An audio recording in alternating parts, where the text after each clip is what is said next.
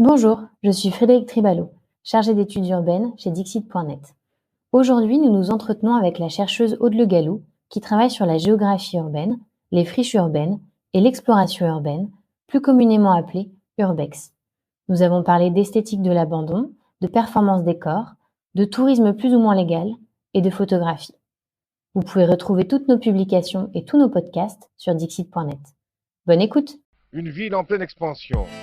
Les transitions à mener s'accumulent, l'énergie, l'agriculture, les mobilités. Monsieur l'administrateur délégué, vous êtes chargé de l'attribution et de la répartition des logements. Comment la situation se présente-t-elle ?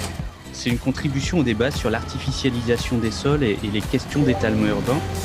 On a privilégié la machine, la matière et l'énergie par rapport à l'être humain. C'est pour ça qu'on ne recycle pas bien les téléphones. And then perhaps the defining trend of the 21st century is population growth. On a une responsabilité sur l'épuisement des ressources et une responsabilité sur la perte de biodiversité. Chaque échec qui va permettre la prochaine fois de faire mieux et chaque échec est autant instructif qu'un succès. Des projets d'urbanisme qui sont indispensables du fait d'une circulation toujours plus intense. Ce plan est un plan que le public notait peut venir voir.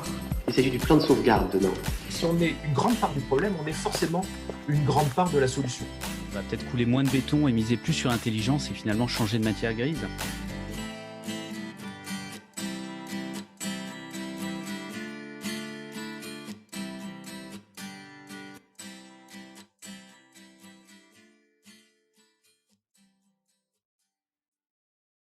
Bonjour Aude Le Gallou.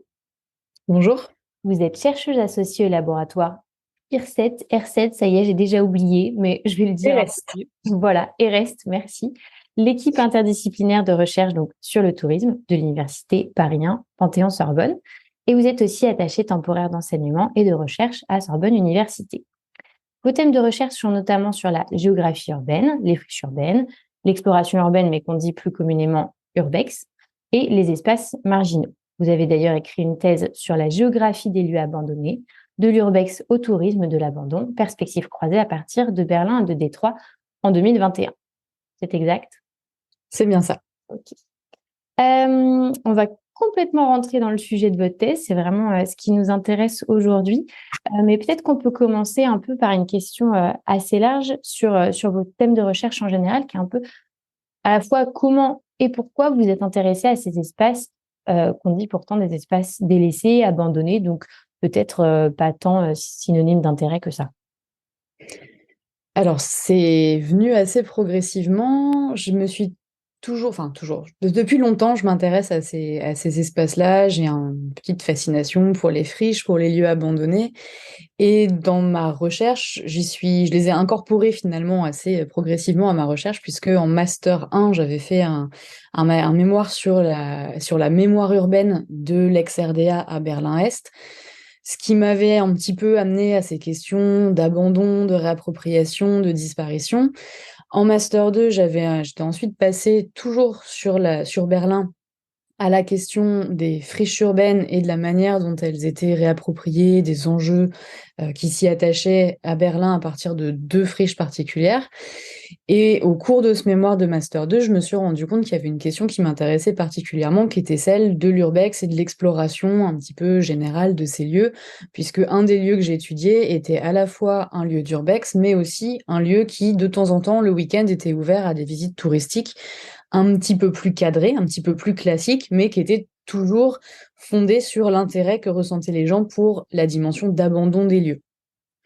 Et du coup, à ce moment-là, je me suis dit que c'était un truc que j'avais envie de creuser. Et donc, petit à petit, j'ai élaboré un projet de thèse sur la question. Et donc, j'en suis venue à faire ma thèse sur la question du tourisme de l'abandon, donc des formes de tourisme qui sont inspirées de l'urbex. Et là, je me suis intéressée à Berlin toujours, parce que je voulais garder ce terrain que je connaissais bien, et à Détroit, puisque je voulais avoir une perspective comparative. Et Détroit me paraissait vraiment un terrain incontournable, disons, sur cette question-là. On va revenir un peu plus tard sur le mot de tourisme que vous avez utilisé et qui peut paraître un peu étonnant quand on parle d'espace délaissé, mais on y reviendra. Peut-être d'abord, pour rentrer un peu, alors pour l'aspect presque un peu recherche quand même, mais ça, c'est intéressant. Vous faites une différence sémantique très, très rapidement dans votre recherche qui est même une différence de regard finalement un peu posé sur ces espaces, avec d'un côté vraiment ces friches urbaines et d'un autre ces espaces abandonnés. Est-ce qu'il y a une différence entre les deux alors qu'on a tendance un peu à utiliser ça comme des synonymes? Vous, quel changement vous avez opéré pour parler de ces espaces? Alors en fait, la première chose à avoir en tête, c'est qu'en fait, ces espaces, c'est les mêmes. Les friches, les lieux abandonnés, ça renvoie aux mêmes espaces. Par contre, ce qui change beaucoup, à mon sens, c'est le regard qui est porté sur ces espaces. Quand on parle de friche, friche, c'est un terme qui est très utilisé en géographie, donc qui est ma discipline, et puis dans d'autres disciplines connexes, en aménagement, en urbanisme. Donc c'est vraiment un terme qui, scientifiquement, est circonscrit et utilisé à une définition à peu près claire. Donc la friche, c'est concrètement un lieu qui a perdu sa fonction, en général temporairement, et en général, quand on parle de friche, il y a toujours un petit peu, de manière sous-jacente, la question de la possible reconversion, réappropriation, remise en fonction, que la fonction soit la même que la précédente ou pas, et en général, c'est plutôt pas. Donc quand on parle de friche, il y a vraiment plutôt un accent qui est mis sur la question de la fonction perdue, puis éventuellement retrouvée, et donc c'est souvent un terme qui renvoie à une dimension opérationnelle, aménagiste, donc assez professionnelle d'une certaine manière de la ville. Et moi, ce qui m'intéressait dans la notion de lieu abandonné, c'est que c'est un vocabulaire qui est beaucoup moins scientifique, qu'on trouve très peu en fait en géographie, mais qui est vraiment le vocabulaire, l'expression qui est employée de manière récurrente dans l'exploration urbaine et puis de manière un petit peu plus large dans une culture populaire qui s'intéresse à ces friches contemporaines.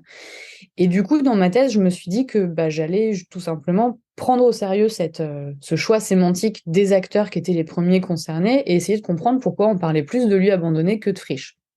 Et la conclusion à laquelle je suis arrivée, c'est que globalement, ça renvoie aux mêmes espaces, au même type d'espace, mais que en revanche, le terme de lieu abandonné, ça définit finalement une nouvelle catégorisation spatiale qui manifeste une évolution du regard qui est porté sur les friches. En gros, les lieux abandonnés, ça va être les friches qui vont être rendues attractives, désirables, du point de vue des urbexeurs, et puis d'un point de vue aussi un petit peu plus large pour des gens qui ne sont pas forcément urbexeurs, mais que ça intéresse ou qui vont trouver un intérêt esthétique, par exemple, à ces friches.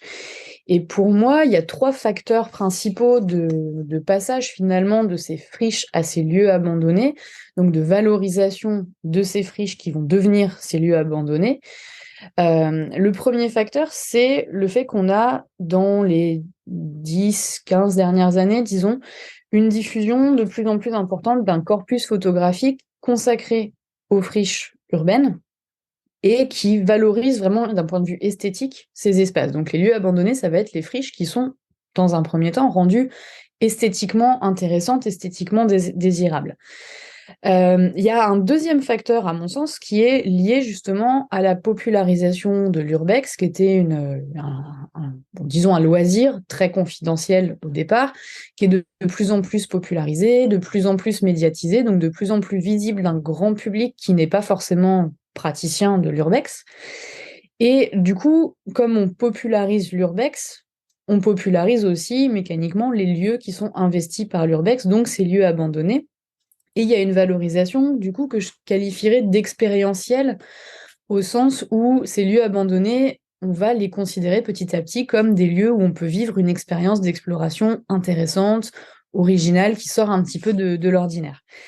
Et le troisième facteur de valorisation, qui est très lié à ça, à mon sens, c'est le fait que ces lieux vont être petit à petit investis d'un imaginaire que je qualifie d'imaginaire de front pionnier, au sens où ces lieux abandonnés appellent dans un imaginaire collectif leur conquête ou leur reconquête.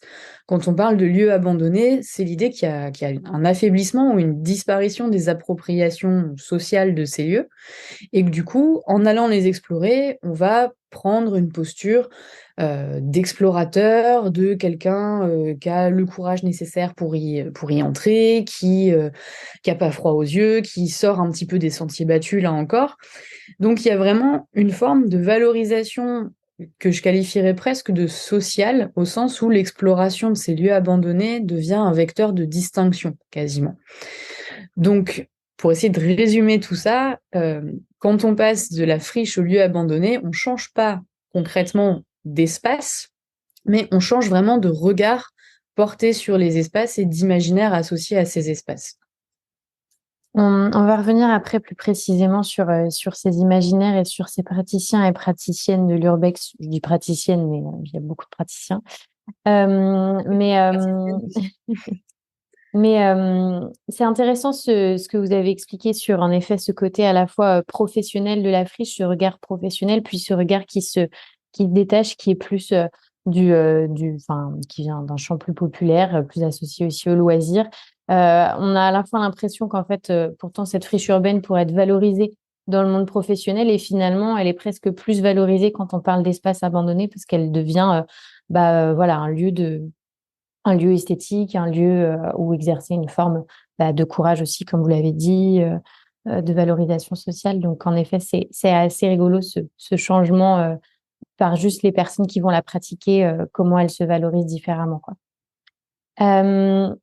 Est-ce qu'on peut reparler aussi de cette... Alors là, on parle donc du même lieu, mais pas vu par le même regard, mais est-ce qu'on peut aussi parler d'une différence de traitement et donc aussi une différence sûrement de regard de ces espaces selon les contextes, notamment selon les deux villes que vous avez étudiées, à Berlin et Détroit? Oui, parce que l'abandon n'a pas nécessairement la même ampleur et les mêmes conséquences en fonction des contextes géographiques. Et justement, entre Détroit et Berlin, il y avait une différence assez notable qui était que Détroit, c'est une ville qui est une ville en décroissance, qui a connu un mouvement de déclin qui était vraiment très, très, très marqué au cours de la deuxième moitié du XXe siècle, en gros, et qui se perpétue encore aujourd'hui, quoique de manière un petit peu moins marquée. Et du coup, l'abandon à Détroit, c'était vraiment un immense problème au sens où il était déjà omniprésent. C'est une ville qui a perdu plus de 60% de ses habitants en 70 ans. Donc, il y avait un abandon massif et protéiforme. En fait, on avait des maisons abandonnées, des usines abandonnées, des écoles, des églises. Donc, il y avait vraiment un échantillon très, très complet d'abandon. Et dans ce contexte-là, du coup, c'est vraiment perçu comme une nuisance à la fois en termes économiques, parce que plus il y a de lieux abandonnés dans un espace, plus les lieux qui ne sont pas abandonnés perdent de leur valeur. Une nuisance en termes de sécurité, puisque plus on a d'abandon, moins le sentiment de sécurité pour les habitants est présent. Et puis, il y avait un gros problème d'image aussi. Être perçu comme la capitale des ruines de l'Occident, c'est pas forcément quelque chose de particulièrement porteur en termes d'attractivité urbaine. Donc, il y avait vraiment là un abandon qui était vraiment perçu comme une nuisance et qui pouvait du coup être aussi presque un petit peu tabou, pas au sens où on n'en parlait pas, mais au sens où venir à Détroit et dire moi je m'intéresse au tourisme qui a lieu dans les lieux abandonnés, c'était parfois quelque chose qui était assez mal pris par les populations parce qu'ils en avaient ras-le-bol en fait qu'on associe leur ville à ça et qu'on les associe finalement eux aussi à ce déclin et à rien d'autre. À Berlin, c'était très différent. Alors, j'ai consacré ma thèse à Berlin et j'ai un petit peu élargi les choses. C'est la région berlinoise. J'avais quelques terrains qui étaient à une 50aine de kilomètres de Berlin. Mais quand on s'intéresse vraiment à la ville de Berlin en elle-même, là, c'est très différent parce que Berlin, c'est une ville qui est aujourd'hui très attractive. Et donc, l'abandon est beaucoup, beaucoup moins présent. Il a été de manière assez importante et assez marquée après la réunification, notamment à l'est de la ville. Mais aujourd'hui, la plupart des friches urbaines dans les quartiers centraux et péricentraux de Berlin ont été réappropriés, reconvertis parce qu'il y a une réelle demande, parce qu'il y a une valorisation économique, foncière, immobilière. Et du coup, cet abandon, c'est pas du tout un problème majeur comme il l'est à Détroit. Donc, on n'a pas le même regard qui est porté et par les populations et par les pouvoirs publics et également par les acteurs privés. Donc, à Détroit, il y avait vraiment cet abandon stigmate d'une certaine manière et à Berlin, un abandon qui est beaucoup plus résiduel et qui, à la limite, contribue à l'atmosphère un peu, ou à l'image un petit peu alternative de Berlin, le fait qu'il reste quelques friches emblématiques.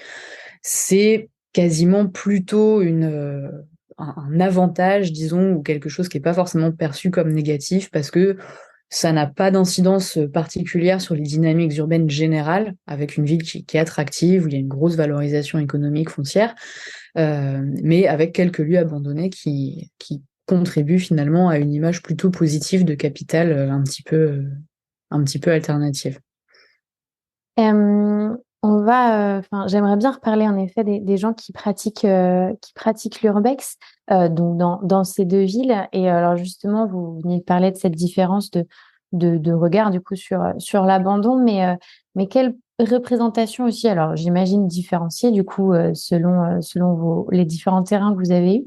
Quelle représentation, quel imaginaire peuvent investir ces praticiens et ces praticiennes de l'urbex dans ces espaces délaissés? Vous avez déjà commencé à l'évoquer avec des formes de posture d'explorateur, de courage, mais voilà, qu'est-ce que ces espaces peuvent aussi venir évoquer chez ces gens qui les pratiquent? Alors, je pense qu'il faut déjà peut-être distinguer entre les gens qui pratiquent vraiment l'urbex et puis ceux qui viennent faire du tourisme de l'abandon, donc des pratiques touristiques plus cadrées, très inspirées de l'urbex. Si on en reste à l'urbex, je pense qu'il faut lier la question des imaginaires avec celle des motivations de la pratique. Donc, il y en a qui vont avoir une motivation qui est majoritairement esthétique et souvent photographique. Donc l'idée, ça va être de faire des jolies photos de lieux abandonnés. Et là, souvent, les imaginaires qui semblent associés à cette forme de la pratique, à cette dimension-là de la pratique, c'est des imaginaires qui vont faire de ces lieux abandonnés des espaces finalement où peuvent se déployer des émotions qui ne se déploie pas forcément facilement ailleurs dans un espace urbain beaucoup plus cadré. Et donc là, on va aussi avoir finalement un intérêt particulier pour toute l'atmosphère qui est liée à cette notion d'abandon. Donc l'idée que les populations qui étaient présentes, les sociétés qui les ont investis ces lieux ne sont plus là, que c'est peut-être la fin d'une époque industrielle, par exemple, ou la fin de tel ou tel système politique.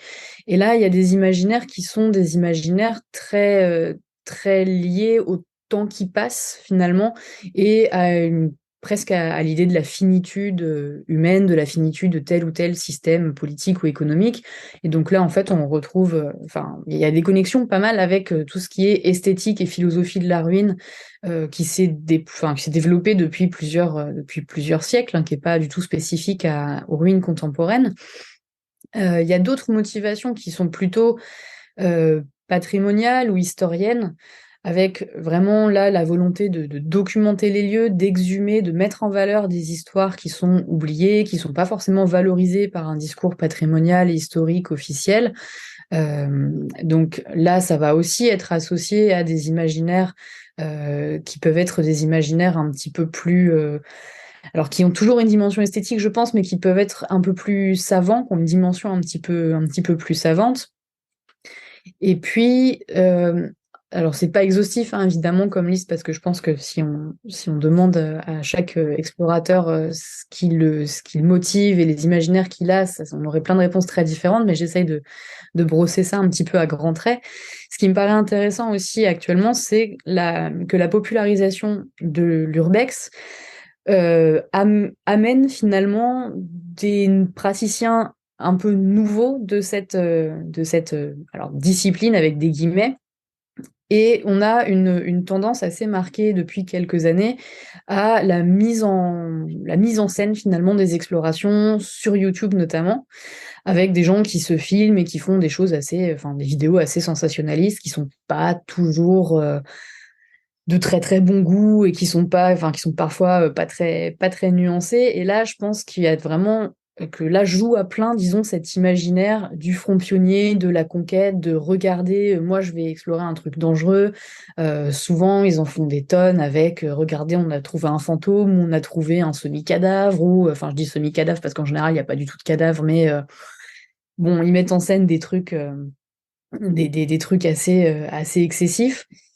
Et là, ça me paraît intéressant parce que c'est à la fois une tendance qui est assez décriée par les puristes, entre guillemets, Et en même temps, quelque chose qui est assez intéressant justement pour saisir ces imaginaires vraiment de front pionnier, de conquête, d'exploration et de mise en scène de soi. Finalement, il y a une mise en scène des lieux, mais qui sert in fine une mise en scène de soi, comme quelqu'un d'assez badass qui va explorer des lieux que tout le monde ne va pas explorer, que tout le monde n'aurait pas le cran d'aller explorer.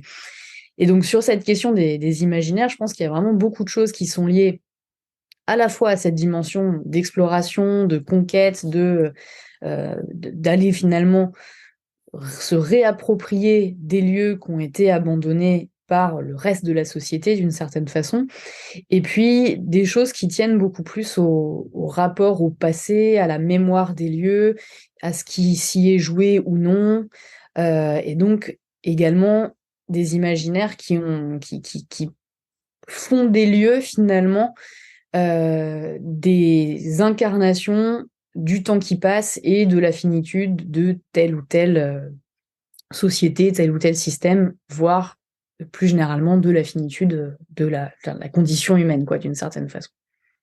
Oui, c'est intéressant. Vous dites à la fois des espaces qui sont mis en scène, mais en fait qui mettent en scène les gens qui les pratiquent. Il y a vraiment une histoire aussi de performance derrière sa pratique de ces espaces. Et je trouve que ça nous amène tout de suite à cette question du rôle que peut avoir la pratique de l'urbex, alors donc plus ou moins puriste, si je comprends bien, avec le tourisme finalement de l'abandon. Donc, comme vous le disiez, abandon relatif, puisqu'il y a déjà eu des nouveaux usages, mais comment se fait un peu ce pivot, ce glissement d'une pratique qui était à la fois, on va dire, un peu peu connue pendant tout un moment, avec des pionniers, des pionnières, et puis maintenant quelque chose de presque classique et de plus si dangereux que ça, d'une certaine manière.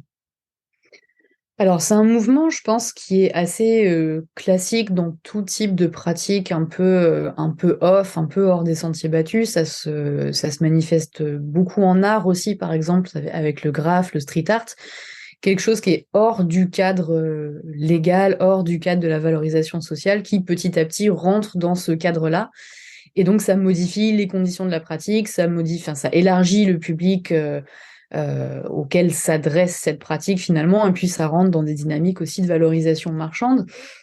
Pour le cas de l'urbex, je pense qu'on voit tout à fait cette évolution-là, avec une pratique qui, au départ, est assez confidentielle, et puis petit à petit, sur la base des éléments dont je parlais tout à l'heure, donc notamment la valorisation esthétique, qui est un médium très puissant, en fait, de diffusion de la pratique, de popularisation, de médiatisation, parce que les photos, ça marche bien, c'est visuel, c'est immédiat, c'est facilement valorisable, facilement publiable. Et donc, à partir de cet élément-là, se développe un intérêt du grand public pour ce type de lieu et ce type de pratique. Et à partir de là, certains acteurs, notamment dans le cadre de ma thèse des acteurs privés, se saisissent de cet intérêt et en font quelque chose le transforment finalement en offre touristique. Ce qui est important à souligner, je pense, c'est que c'est pas, a priori, pas les mêmes personnes qui vont pratiquer l'urbex d'un côté et prendre part à ces formes de tourisme de l'abandon. Alors, ça dépend évidemment des contextes géographiques. Hein. Dans certains contextes, dans certains cadres, ça peut être on peut avoir des urbexeurs qui vont le faire parce qu'ils vont considérer que la manière dont c'est proposé cette mise en tourisme correspond à leurs attendus, à leurs valeurs. Dans d'autres cadres, peut-être un petit peu moins. Mais pour essayer de résumer un petit peu le passage de l'urbex au tourisme de l'abandon, à mon sens, ça repose sur 3 piliers. La première chose, c'est ce que j'appelle l'intermédiation, au sens où, dans l'urbex, on est censé trouver ces lieux tout seul, trouver l'entrée des lieux tout seul, tout seul ou en petit groupe, mais personne ne va le faire à notre place, en gros. Et puis se débrouiller ensuite aussi tout seul dans le lieu.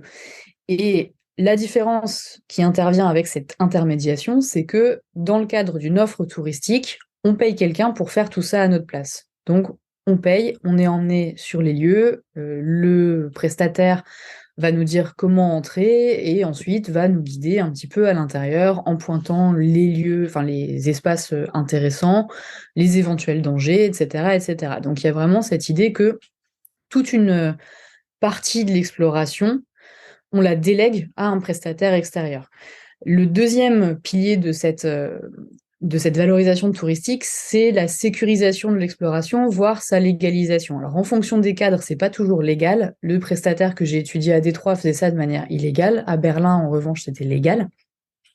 Mais dans tous les cas, que ce soit légal ou pas, c'est en général plus sûr que si on le faisait tout seul. Tout simplement parce que y a un prestataire qui a quand même tout intérêt à ce que vous ressortiez vivant et à peu près en bon état de sa visite, même si évidemment derrière il y a des grosses assurances au cas où quelque chose tournerait mal, mais globalement c'est beaucoup plus balisé et les prestataires vont pas vous emmener dans un espace qui est vraiment dangereux. Donc, il y a une sécurisation de l'exploration qui est beaucoup plus aléatoire, en fait, quand on explore tout seul. Et le troisième pilier qui est hyper important, c'est la commercialisation, la marchandisation de cette exploration. Dans le cadre de l'Urbex, on a quelque chose qui est, en théorie, purement gratuit et qui, justement, n'entre pas dans un système de marchandisation, dans un système de rétribution marchande. Alors que dans le cadre du tourisme de l'abandon, là, les lieux abandonnés et leur exploration guidée, ça devient un produit qu'on peut valoriser, auquel on peut assigner une valeur marchande et qu'on va vendre à des personnes qui sont prêtes à payer pour bénéficier justement de ces deux premiers piliers, l'intermédiation et la sécurisation de l'exploration. Oui, encore une fois, c'est presque c'est un changement de regard. On parlait de la friche urbaine tout à l'heure, avec un regard qu'on peut poser un peu professionnel dessus, qui est plus ou moins temporaire, où on pense beaucoup à sa fonction, puis on passe à ces espaces abandonnés, délaissés, où là, on a une valorisation très différente qui vient plutôt du loisir et de l'aspect esthétique qu'on peut y associer. Et là, on passe même en fait, à une valorisation, alors du coup, par un processus de consommation, par une réinsertion dans un processus de consommation. Donc vraiment, comme si on avait vraiment plusieurs états. Vous avez commencé à les évoquer, mais est-ce qu'on peut parler aussi de cette différence de traitement de ce tourisme selon si on est à Détroit que si on est à Berlin? Ouais, alors là, dans ce que j'ai observé, dans le corpus, disons, de prestataires que j'ai observé, il y avait vraiment une différence très nette, qui était que à Détroit, il y avait un prestataire qui faisait ça de manière significative, c'est-à-dire en ayant pignon sur rue et en ayant un nombre assez significatif de clients. Alors, quand je dis assez significatif, c'était environ une trentaine de personnes par week-end, ce qui n'est pas non plus énorme, mais ce qui est néanmoins plus important et plus régulier que d'autres personnes qui faisaient ça de façon beaucoup plus, alors pas cachée complètement, mais beaucoup plus confidentielle, et en opérant vraiment sur une base plus individuelle, en disant contactez-moi, moi je vous emmène dans les lieux, et ils emmenaient les gens dans les lieux, mais à 1, 2, 3 personnes. Donc là, c'était vraiment le seul prestataire qui faisait ça d'une manière un peu plus systématique et un petit peu plus collective. Lui, il faisait ça de manière illégale. Et c'était assez marrant parce qu'il avait parfaitement pignon sur rue, il était bien classé sur TripAdvisor, il avait un site internet, il y avait aucun problème pour le trouver. Mais néanmoins, ce qu'il faisait, c'était techniquement de la violation de propriété privée parce qu'il n'avait pas l'autorisation d'entrer dans ces lieux, qui par ailleurs était ouvert à tout vent, mais ça reste, selon le droit américain, de la violation de propriété privée. Et donc, ce prestataire n'était pas du tout valorisé par les instances officielles, notamment l'Office de tourisme, donc, ou plutôt plus précisément le bureau du tourisme de Détroit, qui était complètement aveugle à ce type d'activité parce que c'était pas du tout ce que la municipalité et les acteurs publics et privés de Détroit voulaient mettre en avant. L'idée, c'était vraiment de mettre en avant, au contraire, des éléments, des activités qui manifestaient une forme de renaissance de la ville, une forme de retour en grâce de la ville. Donc l'abandon, c'était clairement pas quelque chose qui, à leurs yeux, était valorisable. Donc ce prestataire, il fonctionnait vraiment de son côté, ça marchait bien son activité, Mais il faisait ça de manière parfaitement indépendante à la fois des propriétaires des lieux et des instances officielles de promotion touristique. À Berlin, pardon, c'était très différent puisque j'ai essentiellement suivi une entreprise qui était elle aussi un petit peu leader sur ce marché qui est de toute façon un marché de niche et qui elle ne fonctionnait que de manière légale sur la base d'accords avec les propriétaires. Donc il n'y avait jamais d'entrée illégale dans les lieux. C'est vraiment des lieux dont le propriétaire était identifié avec ses propriétaires. Enfin, l'entreprise avait passé un accord avec ses propriétaires et opérait avec l'accord des propriétaires selon des modalités qui avaient été convenues avec le propriétaire. Et dans ce cadre-là, étant donné que c'était légal, c'est quelque chose qui était là promu par l'Office de tourisme. Donc l'Office de tourisme de Berlin, qui est une ville touristique avec un profil très très différent de celui de Détroit. C'est une ville touristique depuis plus longtemps, c'est une ville qui est très touristique, et donc il y avait beaucoup plus de place en fait à Berlin pour la valorisation d'activités un petit peu hors des sentiers battus, un petit peu underground, et c'était donc tout à fait possible pour cet office de tourisme de valoriser des choses qui étaient très classiques, type la porte de Brandebourg, tel ou tel musée, et à côté des choses un petit peu différentes parce que ça répondait finalement à un public hyper varié, hyper massif, qui pouvait demander des choses très différentes. Et donc là, il y avait vraiment un traitement différent, mais qui fait écho en fait complètement à la différence d'importance et de traitement de l'abandon de manière générale. À Détroit, c'est un stigmate, on va pas le valoriser de manière touristique. À Berlin, dans le cadre d'une ville très attractive, très touristique, l'abandon relativement résiduel qui reste dans cette agglomération, ça peut au contraire être un levier de diversification des pratiques touristiques et de l'offre touristique. C'est important, vous montrez en fait aussi que ce tourisme, du coup, cette mise en valeur quasi publique de ces lieux pourtant délaissés fait qu'en fait, tout de suite, on est obligé d'avoir un lien, alors voulu, pas voulu, mais avec les institutions publiques et finalement les propriétaires des lieux aussi qui sont, alors comme vous le disiez, bah voilà, à Détroit, pas forcément, enfin plus ou moins plutôt réfractaires à la mise en valeur touristique de ces lieux, alors qu'à Berlin, ça peut faire partie d'un processus culturel qui est porté par la collectivité aussi, quoi. Donc, intéressant. Alors, on a seulement effleuré le sujet, évidemment. On pourrait en parler bien plus, mais justement, Aude, est-ce que vous auriez un ou des conseils de lecture pour aller plus loin à ce propos? Alors, quelques conseils sur la question de l'urbex. Je pense que les travaux de Nicolas Offenstadt sont hyper intéressants. Il y a 2 bouquins sur l'urbex en RDA, en ex-RDA spécifiquement, et puis un livre un petit peu plus récent qui fait bien le point sur l'urbex de manière générale et puis la manière dont ça a été traité en sciences sociales. C'est un sujet qui est très très visuel aussi, donc je recommanderais aussi des travaux photographiques. Je pense notamment aux travaux de Romain Meffre et de Yves Marchand qui sont vraiment super. Ils ont notamment publié en 2010-2011 un gros bouquin de photos sur Détroit que je conseille très très vivement. Sur l'urbex, il y a plusieurs photographes et il y a aussi quelqu'un que je trouve intéressant qui s'appelle Timothy Hanem qui a publié 2 bouquins aussi et qui va en publier un 3e à l'automne. Et puis, sur un plan un peu plus pratique, je conseillerais aussi éventuellement les visites de l'entreprise que j'ai suivie à Berlin, qui s'appelle GoToKnow, donc G-O-2 et K-N-O-W. Donc des visites qui sont légales de lieux abandonnés, mais plus si abandonnés que ça, mais qui sont assez intéressantes et assez sympas, notamment si on est photographe amateur ou amatrice. Merci beaucoup. On va mettre toutes ces références dans le lien de description du podcast. Et puis, c'était seulement le début d'une conversation. On mettra aussi votre thèse. Alors, effectivement, hein, c'est costaud à lire, mais ça reste important pour ce sujet. Merci beaucoup, Aude.